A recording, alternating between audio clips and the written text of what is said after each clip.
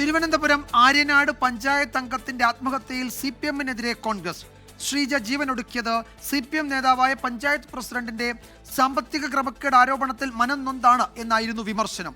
ഉത്തരവാദികൾക്കെതിരെ നടപടി വേണമെന്ന് പ്രതിപക്ഷ നേതാവ് VD സതീശൻ ആവശ്യപ്പെട്ടു. ഇന്ന് രാവിലെയാണ് ആസിഡ് കുടിച്ച് ശ്രീജ ജീവനൊടുക്കിയത്. ഇന്ന് രാവിലെയാണ് ശ്രീജയെ വീട്ടിൽ മരിച്ച നിലയിൽ കണ്ടെത്തിയത്.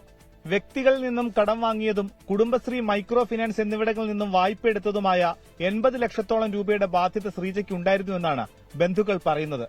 KSF-ൽ നിന്ന് ലോൺ എടുത്ത് കടം വീട്ടാനായിരുന്നു കുടുംബം തീരുമാനിച്ചിരുന്നത്. എന്നാൽ കോൺഗ്രസ് വാർഡ് മെമ്പറായ ശ്രീജയെ ഈ കടത്തിന്റെ പേര് പറഞ്ഞ് പണം തട്ടിപ്പുകാരിയായി ചിത്രീകരിച്ചെന്നും വ്യക്തിഹത്യ നടത്തിയെന്നുമാണ് കോൺഗ്രസ് ആരോപണം. ഇന്നലെ ശ്രീജയ്ക്കെതിരെ ആര്യനാട് ജംഗ്ഷനിൽ CPIM പ്രതിഷേധ യോഗം നടത്തിയിരുന്നു. ഇതിൽ മനംതൊന്താണ് ആത്മഹത്യ എന്നാണ് ആരോപണം.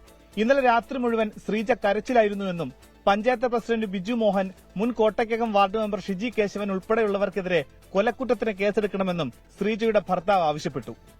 CPM ആരോപിക്കുന്നത് പോലെ മൈക്രോ ഫിനാൻസിന്റെ ആവശ്യത്തിനല്ല നിങ്ങൾ പണം വാങ്ങിയത്? അല്ലല്ല, അവർക്ക് എന്താണ് പറഞ്ഞത്? CPIM-ന്റെ വേട്ടയാടലിനിടെയാണ് ശ്രീജയെന്ന് പ്രതിപക്ഷ നേതാവ് VD സതീശൻ. സാമ്പത്തിക ബാധ്യതയുള്ളവരെ അപമാനിക്കുന്നതിന് വേണ്ടി പൊതുയോഗം നടത്തുന്ന പാർട്ടിയായി കേരളത്തിലെ CPM അധപ്പതിച്ചിരിക്കുകയാണ്. സ്ത്രീകളെ വേട്ടയാടുക. എന്നാൽ ശ്രീജയെ വ്യക്തിഹത്യ നടത്തിയിട്ടില്ലെന്നും സാമ്പത്തിക ഇടപാടുമായി ബന്ധപ്പെട്ട് ശ്രീജയ്ക്കെതിരെ പരാതികൾ വന്നപ്പോഴാണ് പാർട്ടിയും പഞ്ചായത്തും ഇടപെട്ടതെന്നും പഞ്ചായത്ത് പ്രസിഡന്റ് ബിജു മോഹൻ. ഒരു ജൂലൈ 31-ാം തീയതിക്ക് കാശ് തിരിച്ചു കൊടുക്കാമെന്ന് എല്ലാവർക്കും കൊടുക്കാമെന്ന് പറഞ്ഞു. അപ്പോൾ അതുവരെ അവർ കേസൊന്നും പോയിട്ടില്ലാതാണ് നമ്മുടെ ശ്രദ്ധയില്ല. ഞാൻ തിരക്കിയപ്പോൾ പറഞ്ഞതാണ്. ഇത് കഴിഞ്ഞതിന് ശേഷം അത് കിട്ടാതെ വന്നപ്പോഴാണ് പഞ്ചായത്തിൽ പരാതി വന്നു. അത് കഴിഞ്ഞതിന് ശേഷം പോലീസ് സ്റ്റേഷനിലും അതുപോലെ തന്നെ വനിതാ കമ്മീഷനിലൊക്കെ പരാതി കൊടുത്തായിട്ട് അറിഞ്ഞു.